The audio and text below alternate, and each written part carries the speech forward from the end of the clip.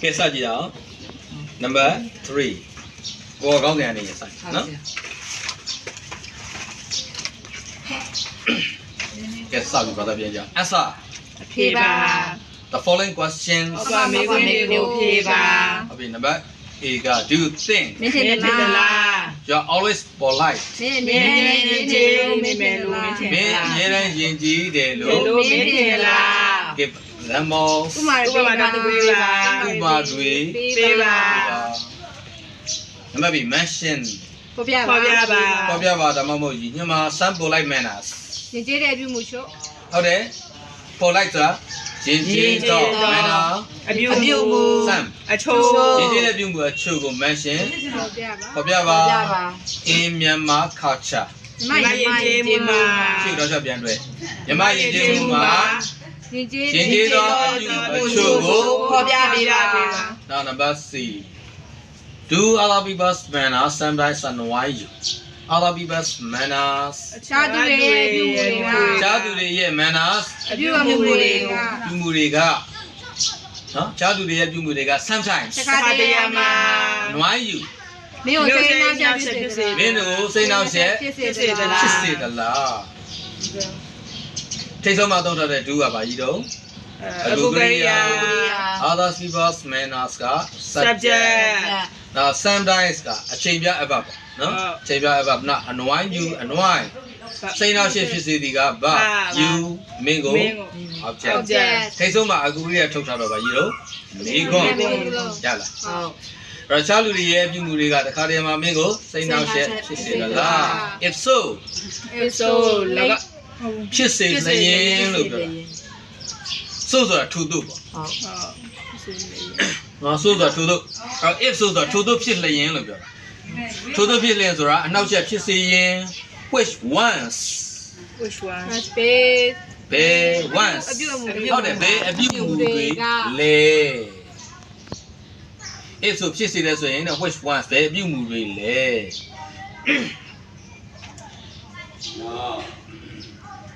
ရပြီလား ဟုတ် now read the passage ကြည့်အောင်ပထမအကြောင်းက manner အပြုမှု သူကပြုမှုမဟုတ်ဘူးသူကနီလန် movement of gazette ရန်ဝီယောနောနေရန်ဝီညာဒီရှာချင်းဒေါ်ဒန် နီလန်သို့မဟုတ်ပုံ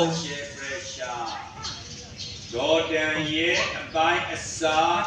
သူ့မှာထူးခြားချက်ပါပါ နီယာမှာ မြေတောင်ဖွင့် မျက်တော်ဖွင့်ပိတ်လေးပါအဲ့တော့မျက်တော်ဖွင့်ပိတ်လေးပါတာအတိတ်တွေကစူတဲ့ပြီးရင်ပါရှိသေးစကလုံး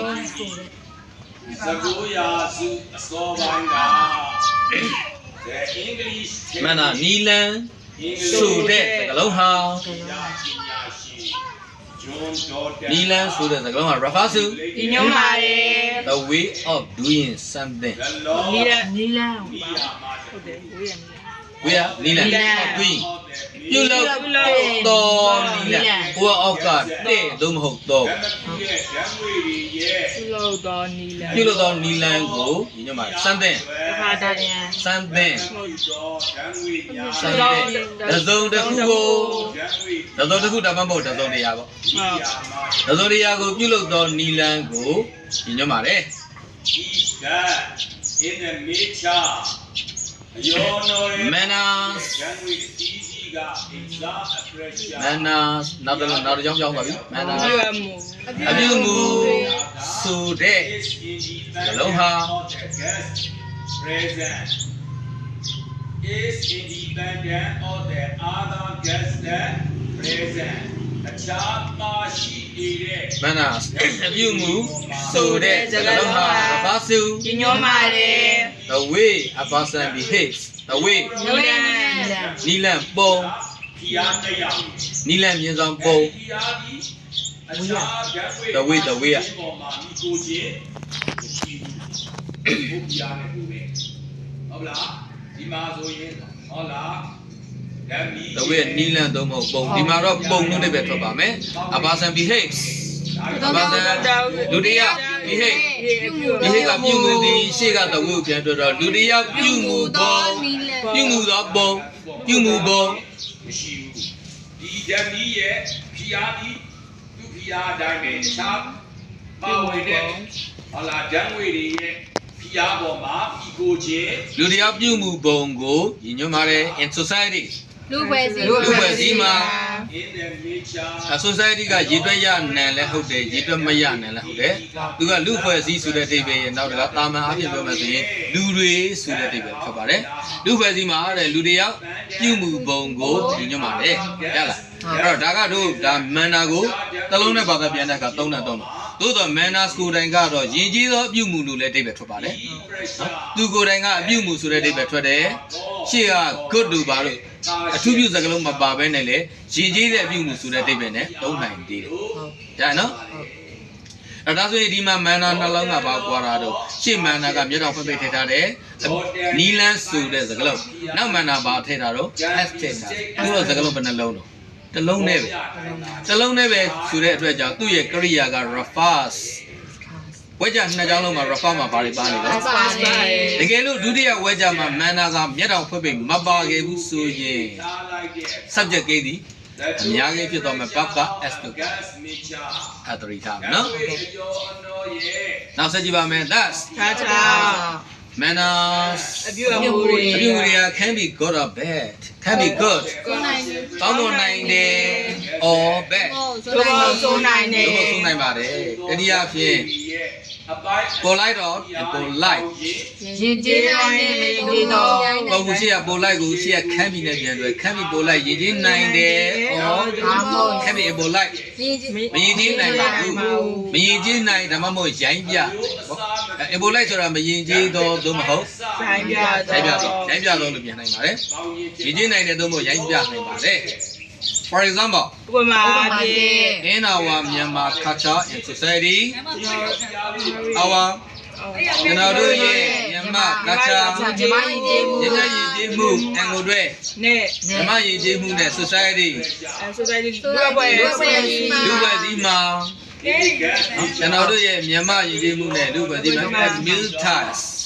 အစားစားနေချိန်မှာသို့မဟုတ်သမင်းစားနေချိန်မှာအစားစားနေချိန်မှာသို့မဟုတ်သမင်းစားနေချိန်မှာ it is bad manners ဆိုသောပြုမှုတွေသို့မဟုတ်ရိုင်းဆိုင်သောပြုမှုတွေဖြစ်ပါတယ်ခေဆုံးက idea က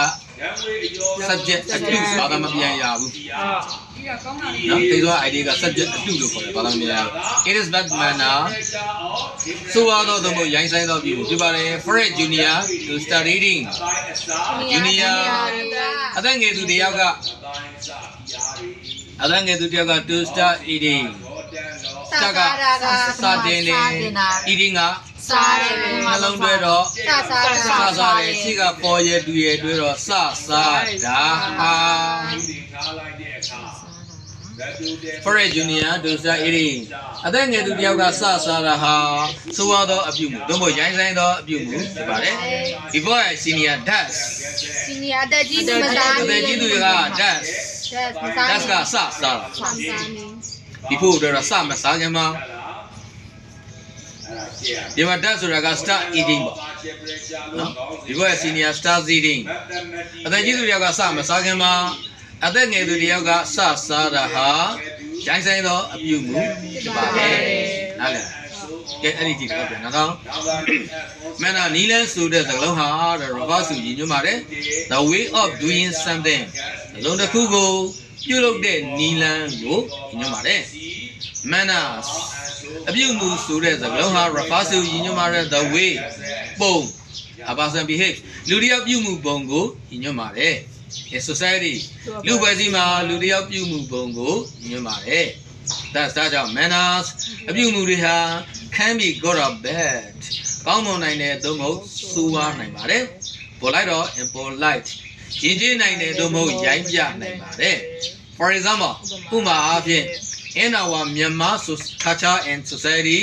ကျွန်တော်တို့ရဲ့မြန်မာယဉ်ကျေးမှုနဲ့လူဖွဲ့စည်းမှာ meals အစားစားချိန်တွေမှာ it is bad manners ရိုင်းဆိုင်သောအပြုမှုဖြစ်ပါတယ် for a junior to start eating အသက်ငယ်သူတယောက်ကစစားရဟာရိုင်းဆိုင်သောအပြုမှုဖြစ်ပါတယ် before a senior does အသက်ကြီးသူတယောက်ကစမစားခင်မှာအသက်ငယ်သူတယောက်ကစစားတာဟာရိုင်းဆိုင်သောအပြုမှုဖြစ်ပါတယ်ဟုတ်လား ဟုတ် ကဲဖတ်ကြအောင်မနာ မနာနီလ ပြုမှုနီလန်းဆိုတဲ့စကားဟာဘာစုညွှန်းပါတယ် The way of doing something သောတခုကိုပြုလုပ်သောနီလန်းကိုညွှန်းပါတယ်မနာပြုမှုဆိုတဲ့စကားဟာဘာစုညွှန်းပါတယ် The way a person behaves လူတွေပြုမှုပုံကိုညွှန်းပါတယ် In society အဖွဲ့အစည်းမှာလူတွေပြုမှုပုံကိုညွှန်းပါတယ်ဒါကြောင့်မန္တာပြုမှုတွေက can be good or bad ကောင်းနိုင်တယ်လို့မဟုတ်ဆိုရနိုင်ပါတယ်ပိုလိုက်တော့ impolite ကျင်ကျင်နိုင်တယ်လို့မဟုတ်ရိုက်နိုင်ပါတယ် For example ဥပမာအဖြစ် in our Myanmar culture and society ကျွန်တော်တို့ရဲ့မမရေးမှုနဲ့လူ့ဘဝကြီးမှာအမိတာစားနေချိန်မှာ it is bad banana ရိုင်းပြပြုမှုပါတယ် Alright junior to start eating